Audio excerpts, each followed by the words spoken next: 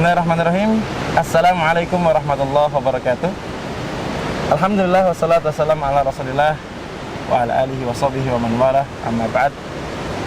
Pemirsa dimanapun Anda berada, alhamdulillah saat ini kita sudah berada di tempat yang sangat indah. Semoga tempat yang indah ini menjadikan suasana kita semakin indah juga. Masya Allah. Dan telah datang pemateri kita yang insya Allah kita nantikan, Ustadz Meka Hafidhahullah Ta'ala. Assalamualaikum Ustadz. Waalaikumsalam warahmatullahi wabarakatuh. Baik, Ustadz. Alhamdulillah, doakum Ustadz. Insya Allah kita akan membahas tentang the power, tentang ucapan yang akan efeknya luar biasa bagi orang yang mendengarkannya. Kita sering mendengar bahwasanya ucapan itu bisa menggerakkan orang yang sedih menjadi semangat lagi, orang yang mungkin lelah menjadi semangat lagi. Oleh karena itu, mari kita saksikan bersama kajian tentang efek ucapan dalam kehidupan kita bersama Ustadz Meka alaihi falyatafadhal. Masya Allah, jazakallah khair Ustadz Ahfad. Benar sekali tadi Ustadz yang disampaikan oleh Ustadz Ahfad, bahwa terkadang ucapan itu menjadikan orang yang lelah menjadi semangat kembali.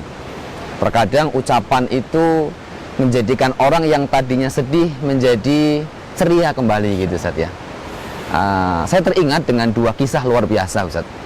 Jadi Al-Imam Al-Bukhari rahimahullahu ta'ala Ustadz ya, beliau punya kitab yang cukup fenomenal yang kita tahu, Sahihul Bukhari. Siapa orang yang nggak tahu Sahih Bukhari Ustadz ya? Semua muslim tahu. Insya Allah sesama muslim, semua muslim insya Allah tahu. Yes, sir.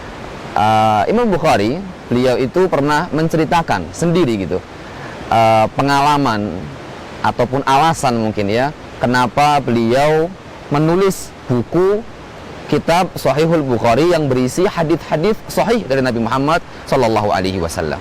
Jadi ceritanya gini Zat, guru beliau, di antara guru beliau namanya Ishaq ibn Rahawayh rahimahullahu ta'ala, beliau pernah mengatakan di hadapan murid-murid beliau, di antaranya ada Imam Bukhari itu di situ. Ishaq ibn Rahawayh pernah mengatakan, "Lau anna ahadakum yajma' kitaban fima sahha an Rasulillah sallallahu alaihi wasallam." Duhai kiranya ada di antara kalian ini yang mengumpulkan buku khusus, di dalamnya khusus hadis-hadis atau sunnah-sunnah Nabi Muhammad sallallahu alaihi wasallam yang sahih. Masya Allah. Apa kata Imam Bukhari? Fawaqa'at fi nafsi. Ternyata ucapan itu merasuk dalam kerelung hatiku gitu Ustaz ya. Masya Allah, ternyata ucapan itu begitu terngiang-ngiang mungkin di benak Imam Bukhari, sehingga ucapan itu yang menggerakkan semangat Al-Imamul Bukhari untuk rihlah mencari hadis, kemudian menuliskannya, kemudian mengumpulkannya menjadi satu buku. Dan kita sekarang bisa menikmati hadis-hadis sahih di antaranya lewat karya Al-Imam Al-Bukhari. Lihat ucapan yang ternyata mungkin tidak begitu dianggap sebuah ucapan yang besar dari seorang guru, tapi ternyata ucapan yang ringan tadi bisa menggerakkan Al-Imamul Bukhari untuk mencari hadis yang ternyata hadis-hadisnya kita semua sepakat untuk menjadikan rujukan Sahih Bukhari menjadi rujukan yang cukup penting bagi kaum muslimin. Betul. Iya. Apakah benar Ustaz bahwasanya Sahih Bukhari ini kitab yang paling sahih setelah Quran Ustaz? Para ulama mengatakan demikian, bahwa Imam Bukhari atau Sahih Bukhari itu adalah kitab yang paling sahih setelah Al-Quran. Ini luar biasa Al-Imamul Bukhari. Ba'dallah adalah ucapan guru yang luar biasa. Berarti dari anjuran guru beliau, beliau tergerak untuk menulis hadis, mengumpulnya dalam kitab. Betul Ustaz.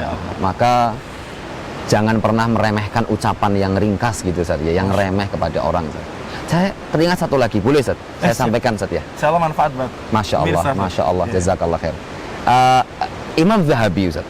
Imam Zahabi ini ulama yang juga cukup memiliki kapabilitas tinggi dalam masalah ilmu hadis. Ternyata beliau juga menceritakan nih, kenapa beliau itu senang dengan ilmu hadis. Jadi ada guru beliau pernah mengatakan, karena melihat tulisan Al-Imam Az-Zahabi rahimahullahu ta'ala, ketika gurunya melihat tulisan Al-Imam Az-Zahabi itu, kemudian gurunya mengatakan sambil memuji itu tulisan Imam Bukhari, tulisan Imam Az-Zahabi, beliau mengatakan, inna khattaka yushbihu khattal muhaddithin. Masya Allah. Sesungguhnya tulisanmu ini mirip seperti tulisannya orang-orang ahli hadis. Luar biasa. Apa kata beliau Al-Imam Adz-Dzahabi? Fahabbaballahu li ilmal hadis.